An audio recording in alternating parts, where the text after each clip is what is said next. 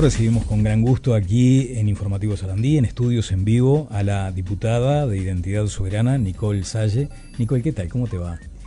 Bueno, un gusto, Daniel. Muchas gracias por la invitación. Muy contenta de estar aquí contigo. Gracias a ti por este tiempo. Condiciones del clima o del tiempo para el surf, ¿están adecuadas? ¿Cómo viene soplando? Y ahora vamos a explicar por qué. Sabes que últimamente no he chequeado el pronóstico porque estamos con mucho trabajo. Me imaginé. Y no tuve tiempo. Te toca surfear otras olas, ¿no? Y ahora sí. Un poquito más. Hay que decir que Nicole, entre varias de sus actividades, no sé si para descolgarte, para ¿cómo? Sos surfista, ¿no? Haces surf. ¿Como terapia? Como terapia, como estilo de vida, como deporte, como conexión con la naturaleza, con el entorno. Uh-huh. ¿Y estas olas de ahora en el Parlamento son más complicadas? Estas olas son distintas. Cuesta a veces conectar con el entorno, se podría decir. ¿Cómo te ha ido en estos primeros días? Porque hay que decir que Identidad Soberana se está inaugurando en la tarea parlamentaria. Está tu papá, Gustavo, y estás vos en esa bancada. Lo cierto es que hubo que aprender sobre lo más básico de lo legislativo porque no tenían ninguna experiencia. Sí, por supuesto. Al principio todo nuevo y uno estaba más pendiente de los temas administrativos y burocráticos, intentando entender el funcionamiento y cómo podíamos entrar y hacer valer de repente nuestra posición, la representación de los ciudadanos que nos votaron. Y bueno, le fuimos buscando la vuelta, fuimos aprendiendo todo el equipo, porque somos un equipo muy lindo, que se está consolidando todavía, porque hay algunos pases en comisión que están todavía esperándose, y funcionando muy bien como equipo, y creo que tuvimos una pisada bastante fuerte, se podría decir. Sí, porque empiezan justamente reivindicando lo ideológico, reivindicando esa identidad soberana, plantean la necesidad de generar un espacio de investigación sobre lo que fue el abordaje gubernamental de la pandemia. No hubo éxito allí, hubo ahí como una primera, ya que estábamos hablando del surf y de la ola, y te pegaste un palo ahí con eso, ¿no? Bueno, eso es una forma de verlo, también pueden haber otras lecturas, porque se puso el tema en el tapete y va a dar lugar a más conversaciones. Por ejemplo, a raíz de esta discusión parlamentaria se propuso un nuevo homenaje al GACH, que va a dar pie a más conversaciones. Hoy por hoy estamos en situaciones y coyunturas mundiales que probablemente ameriten rever todo esto, con lo que tiene que ver con el tratado pandémico de la OMS, que se está intentando llevar a cabo y tener el voto positivo de los países. Sí, vos venís de la ciencia, porque tu profesión es la odontología. Entonces, también es muy valioso que tengas esa mirada crítica hacia la ciencia, y esto es una pregunta, o sea, mencionaste lo del GACH. En su primer momento, ¿no lo viste como una conexión virtuosa entre el ejecutivo de aquel momento y la academia, la comunidad científica? Bueno, desde el momento que se te pide, se anulan en primera instancia, las posiciones disidentes, las preguntas, las posiciones que pedían cautela, se anulan. Tú lo viviste en carne propia, porque incluso después de pasada la pandemia, cuando tuvimos la entrevista, nomás hablar de estos temas ya te significó una censura. Bueno, eso nosotros lo vivimos desde el inicio. Se anuló por completo la voz disidente. Estamos hablando de que habían muchos, incluso premios Nobel, hablando al respecto en ese momento. La opinión pública y la gente no tuvo acceso a esa información. Desde ese momento, y cuando te pedían y te decían el eslogan, que fue un eslogan implementado a nivel mundial de confía en la ciencia, cuando la ciencia no es un acto de fe, la ciencia exige preguntas, ¿verdad? Entonces, ahí es cuando a uno las cosas no le cierran. Uh-huh. El GACH además tuvo una participación que fue diseñada para garantizar que las vacunas se implementaran, y renuncia una vez que se implementaron las vacunas. Hoy, con el diario del lunes, sabemos que en el momento más terrible de la historia, porque había un exceso de mortalidad en esa época de 15.214 muertos, no hubo exceso de mortalidad en el inicio de la pandemia, cuando ellos estaban más activos pidiendo la vacunación como único elemento de tratamiento y de combatir esta pandemia, cuando se censuraron incluso tratamientos alternativos que fueron utilizados por algunos parlamentarios. Entonces, todas esas cosas te llevan a cuestionar indefectiblemente la posición científica del momento y también algún posible conflicto de interés. Claro, porque también, siendo cuidadosos de las palabras, uno puede llegar a advertir que tal vez sospeches de cierta complicidad entre el poder de turno y la comunidad científica, en ese caso representada por el GACH. Sí, yo pienso que, esto quizás es algo era un elemento que se necesita plantear en una investigación, ¿no? Es el posible conflicto de interés entre los distintos actores científicos que influenciaron en la opinión pública. El financiamiento de las distintas organizaciones que estuvieron involucradas. Entonces, todas esas cosas necesitan una investigación, que fue lo que se votó de forma hermética en el Parlamento. Eso es muy extraño también, ¿no? El hecho de que haya sido unánime la decisión de no investigar cuando hubieron tantas posturas, porque de hecho los informes en discordancia no estaban ni siquiera de acuerdo. Pero, claro, sin embargo, lo que sí estaban de acuerdo era que había que barrer bajo la alfombra. Fuiste durante mucho tiempo activista, no sé muy bien qué representa ese término, pero sí manifestaste toda tu voluntad personal en avanzar en estas investigaciones, en estas cuestiones, para tratar de desentrañar qué había detrás. Mi pregunta también apunta ahora, y actuabas sobre todo como ciudadana, común y corriente. Ahora, estando en el Parlamento, ¿consideras que tenés más elementos, tenés más herramientas como para trabajar mejor este asunto, para ir más a fondo? Sí, quiero pensar que sí. En primera instancia, los medios de comunicación hoy tienen un poco más de apertura. Eso no se daba antes. Era bastante hermético en su mayoría. En segunda instancia, tenemos la posibilidad de tener de primera fuente la información, o sea, todo lo que tiene que ver con el avance, por ejemplo, de este próximo tratado pandémico, que para mí es un tema importantísimo, porque, si tú tenés un nuevo... Convengamos que nosotros siempre hablamos de que hubo a nivel mundial indicios previos a la pandemia de que se iba a dar ese fenómeno, y fue el evento 201, que fue un simulacro que fueron unos meses antes. Uh-huh. Si tú tenés un nuevo simulacro ahora, tenés a la OMS hace ya bastante tiempo insistiendo una y otra vez en que se firme el tratado pandémico, que le confiere la potestad de definir todas las políticas sanitarias a nivel mundial. Y si tú tenés a los mismos actores que estuvieron involucrados en la pandemia anterior manifestando que hay posibilidades de que se dé una nueva pandemia, como es el caso de Moratorio, que dijo esto recientemente, para mí eso es bastante alarmante. Yo tengo que estar atenta. Entonces, el tratado pandémico va a tener una discusión parlamentaria, entiendo. Uh-huh. También tengo la posibilidad de pedir información. Nosotros estamos haciendo muchos pedidos de información allí. O sea que ese tratado pandémico lo deberá firmar Uruguay de acuerdo a lo que se ha establecido por parte de la Organización Mundial de la Salud. Ese es un hecho. No sé cuál va a ser la postura de Uruguay. Anteriormente siempre ha accedido. Hay países que hoy se niegan a firmar por cuestiones soberanas, lógicas, como es el caso de Estados Unidos, Argentina, Italia. Uh-huh. Tenemos que seguirlo de cerca. Tenemos que dar el discurso y dar a conocer cuáles son los hechos y cómo se dio y la evidencia que tenemos hoy en día de la pandemia anterior. Porque yo recuerdo cuando fui a tu programa, uh-huh, te trajimos el informe...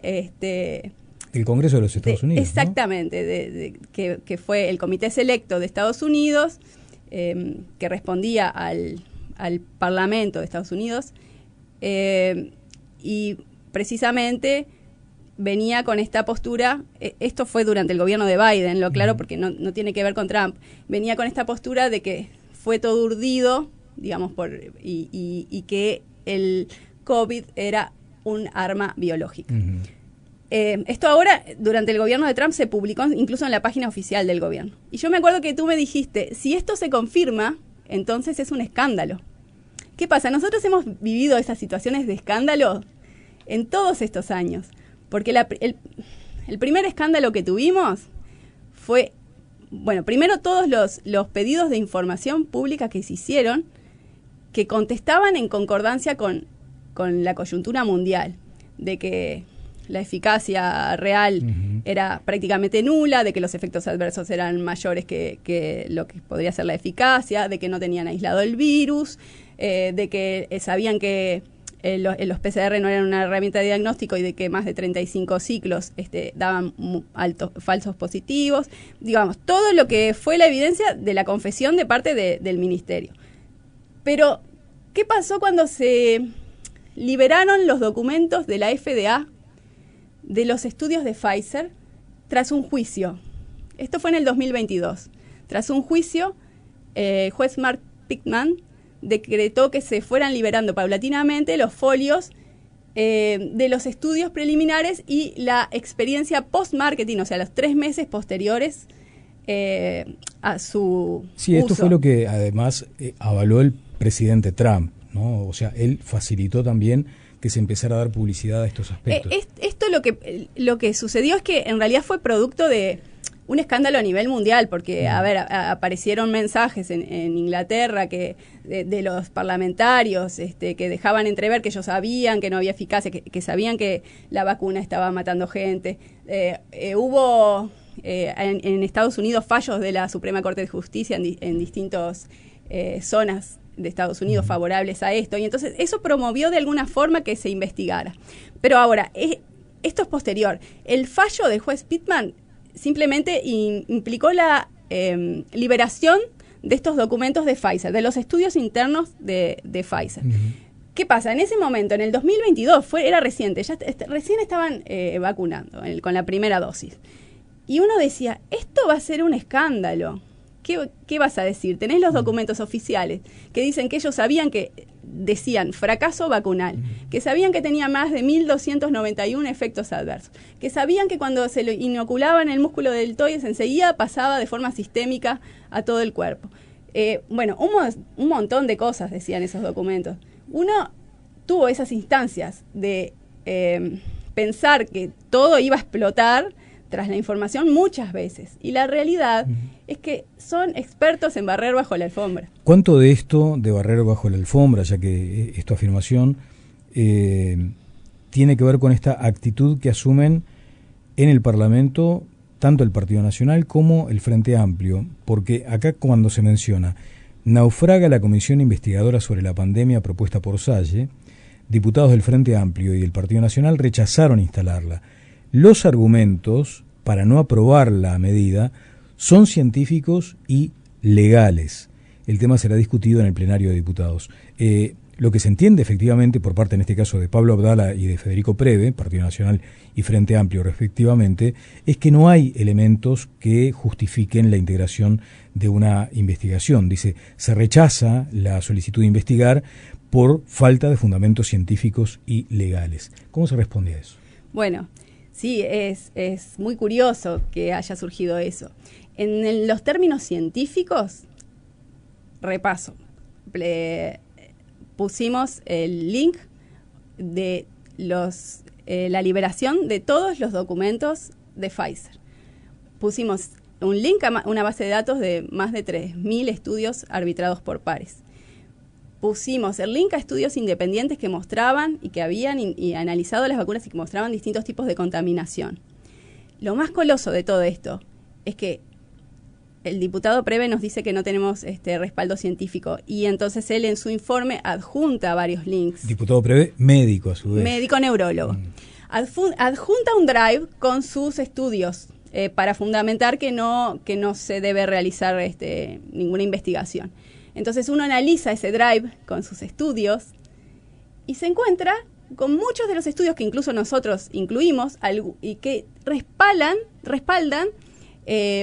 que el daño-beneficio era desfavorable, que habían daños cardíacos muy graves, que la eficacia era nula, que habían daños inmunológicos graves. Todos esos estudios los adjunta él. O sea, yo tengo que entender que estaba al tanto de estas cosas. Entonces, no sé por qué, con qué... ¿Y hablaste con él? ¿Hubo una instancia de conversación? Porque viste que a veces en el mano a mano, después están las resoluciones partidarias o en condición de legislador, como en este caso lo dijo Preve y también Abdala. Pero en el mano a mano, ¿Te dicen que efectivamente hay un problema pero que no pueden avanzar? ¿Qué es lo que comentan ahí? No, yo creo que ellos están defendiendo una postura política de no investigar, uno porque fue el gobierno y otro porque respaldó todas las medidas del gobierno, y si hay algo que pedían era ir un poco más allá, ¿no? Entonces creo que se están cubriendo. Entonces eso también me hace pensar que haya sido un voto unánime, porque en definitiva, ¿qué pasa con los parlamentarios? Todos creen que no hay sustento para investigar, todos leyeron lo que nosotros les enviamos. Nicole, ¿la instancia ahora ya está agotada o van a seguir ustedes avanzando? No, en este camino ya está agotada. Vamos a ver qué va surgiendo, porque como te digo, yo creo que esto es el inicio de mucho más, no va a parar acá. Estas políticas de miedo se están instalando en el ámbito nacional e internacional, y entonces tenemos que estar alertos y tenemos que seguir advirtiendo a la población, porque la verdad es que hoy por hoy tenemos un 97% de la población con al menos una inoculación, calculo yo. Se les debe la respuesta, se les debe saber qué hay. O sea, el ministerio tiene el deber de contralorear el inóculo. Es una ley, 9.202, una ley orgánica del ministerio. Ellos se niegan a... Es bastante simple, digamos, la investigación se ha hecho de forma independiente. Se ha visto que que muchos viales estaban contaminados. En Argentina, la doctora Di Blasi de la ANMAT, la biotecnóloga, perdón, y la doctora Sangorrín analizaron los inóculos de varias marcas, 55 elementos no compatibles con la vida, plomo, cadmio, mercurio, arsénico. Se ha analizado en España óxido de grafeno. Bueno, si no tiene esas cosas, ¿por qué no las estamos analizando? Es bastante simple la pregunta, me parece. Claro, por ejemplo, sí. Moratorio en una entrevista dijo, tras el escándalo de, yo no sé si te acordás, de AstraZeneca, que producía muchos trombos, se sacó del mercado, esas vacunas se donaron a Paraguay, que se encargue otro. Él dijo, bueno, no hay que estar preocupados porque en realidad estos coágulos se pueden deber a que la vacuna esté contaminada. Bueno, eso es muy alarmante porque tú no la estás controlando, me estás diciendo que hay posibilidades de que esté contaminada. En Japón sucedió también que hubieron varias muertes y las controlaron a raíz de eso y se constató que estaban contaminadas. Y acá hay una omisión total del Estado. Nicole, lo que sí también resulta alarmante, y ahora te lo digo, yo no sé si es relevante, ¿no? Porque en este caso estoy ejerciendo como periodista, pero como ciudadano común y corriente, convencido de que hizo bien en vacunarse, es alarmante decir que la vacuna te hizo daño, ¿no? Y eso que también señalás en reiteración real, de que efectivamente fue más el daño que lo que curó, cuando todos tenemos la sensación de que gracias a la vacuna se frenó la pandemia y volvimos a la normalidad. ¿Vos entendés que eso no tiene sentido, no tiene base? No tiene base, y de hecho en la actividad en el Parlamento mostramos un estudio de Denis Rancourt que lo hizo en el hemisferio sur, en 17 países, y que llegaba a la conclusión de que todos los picos de mortalidad se dieron posteriores al inicio de la vacunación, independientemente de cuáles fueron las políticas en cada país. Y él concluía que más de 17 millones de muertes habían sido por causas del inóculo. Además, también incluimos otro estudio que muestra la sangre de los vacunados con microscopía óptica opaca. Yo sé que esto es difícil para la gente y puede ser... Sí, o atemorizante decís... Sí, puede generar una disonancia cognitiva. Claro. Entiendo que puede ser difícil, pero hay una realidad. Uno tiene que saber, primero, para prevenir las próximas situaciones, y segundo, para ver qué hace, porque... Pero prevenir las próximas situaciones, discúlpame la interrupción, significa, ante la eventualidad de que haya que vacunarse otra vez, la recomendación lisa y llanamente es no. La recomendación es, vamos a cuestionar, vamos a hacer ciencia de verdad, vamos a dar un debate, vamos a sentar a científicos que estén hablando de una forma y de otra y vamos a estudiar a los inóculos y vamos a estar al día con la ciencia como se debe. El asunto es la obligatoriedad que se impuso, ¿no? Y también eso, yo creo que se intentó ir más lejos y que no se pudo. La idea era obligar a la gente a inocularse. De hecho, la obligatoriedad entendida como aquella cuestión de que si no tenías la vacuna prácticamente eras, no sé, claro, o sea, civilmente te segregaban, por supuesto, te segregaban, mucha gente perdió su trabajo. Bueno, está el caso de Ayrton Olivera, el chico saludable, lleno de vida, deportista, que lo obligaron a inocularse para entrar en el liceo militar. Y tuvo un Guillain-Barré, hoy por hoy está totalmente desamparado por el Estado. Por el Estado no se olvida. ¿Vos decís que es derivado? Está en la historia clínica, fue a causa de la vacunación. Se conectó eso. Posterior primero en la primera inoculación empezó con un temblor y en la segunda, tuvo un Guillain-Barré con encefalitis. Ahora necesita una válvula para drenar el líquido cefalorraquídeo. Está totalmente olvidado, digamos, no tiene, toda la familia tiene que hacer rifas, se tiene que valer de la buena voluntad de la gente. Ahí te pueden decir, sí, está bien, pero capaz que, Nicole, esto obedece a la casuística. Fue este caso en particular. Pero por más que sea un caso, primero que nada, lo coaccionaron porque él no quería vacunarse. Y segundo, ¿lo vas a olvidar? O sea, la persona se sacrifica por un supuesto bien público. Y entonces, ahora no le das ninguna garantía, no le ofreces por lo menos una solución. La verdad que me parece terrible. Y entonces, si van a obrar así, entonces yo tengo derecho, primero, a tener un consentimiento informado, lo que no se hizo, porque los inóculos, el contrato fue secreto, no sabemos qué se firmó y no sabemos cuáles son los componentes. Yo tengo derecho también a saber que si me quiero inyectar a una persona sana, sin riesgo, porque no es una enfermedad que ofreciera ningún riesgo. Por ejemplo, a nosotros se nos trata de conspiranoicos, ¿no? Porque estamos trayendo el ámbito global a lo nacional, ¿no? Y ellos te quieren decir que no, bueno, la situación en Uruguay es de esta manera, no tiene relación alguna con el ámbito global. Lo que ustedes plantean es una conspiración porque están queriendo vincular cosas de otros países. Y de repente, para justificarte las políticas que se hicieron acá, por ejemplo, la diputada Peña te trae a colación que, bueno, que en la prensa se veía que había un montón de cadáveres en los gimnasios y que era tremenda la situación. O lo que pasaba en China, que filmaban a las personas cuando se inició todo esto, los filmaban cayendo muertos en la calle. O sea, uno lo piensa hoy y dice, era ridículo lo que estaban mostrando. Estamos de acuerdo que fue un acting, o sea, nadie cae muerto de repente y venían todos con trajes de astronauta a llevárselos para el crematorio. Eso no sucedía. Tenés la prohibición de autopsias. Es una recomendación, ponele, Daniel. Ese es un punto, sí, Nicole, porque se entiende que ahí puede estar la clave para empezar a aclarar este panorama bastante complejo. Saber quiénes murieron con y quiénes murieron por COVID. ¿Ahí hay una prohibición de investigación o directamente no se ha avanzado en ese estudio? Bueno, lo que sucedió, o sea, parece ilógico que ante el inicio de una supuesta nueva enfermedad que se declaró en China, tras 4.000 fallecidos con una enfermedad inespecífica respiratoria, se haya recomendado no hacer autopsias. Uno, cuando tiene una nueva enfermedad, lo primero que tiene que hacer son autopsias para saber cuál va a ser el tratamiento mínimo. Bueno, la recomendación venía de la OMS y fue implementada a nivel mundial. Aquí incluso hubo fallos judiciales que pedían autopsia. El caso de una señora que tuvo una cirugía de cadera, por ejemplo. Esto lo siguió muy de cerca Fernando Vega porque la hija estaba en España y entonces él les dio una mano. Que nos escucha todos los días.